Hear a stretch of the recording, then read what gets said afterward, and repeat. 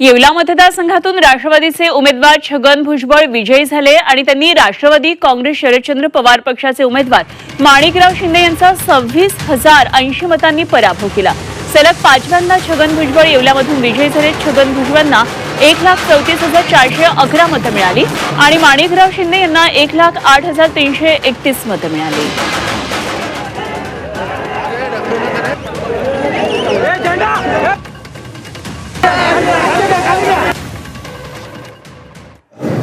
आमदार ज्यांनी ह्या गेल्या 4-6 महिन्यामध्ये अतिशय चांगले निर्णय घेतले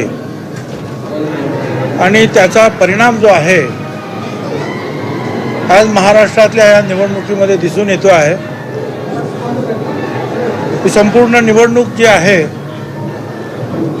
ही आमच्या लाडक्या बहिणीने जिंकली असं म्हटलं तर ते वावगं ठरणार नाही।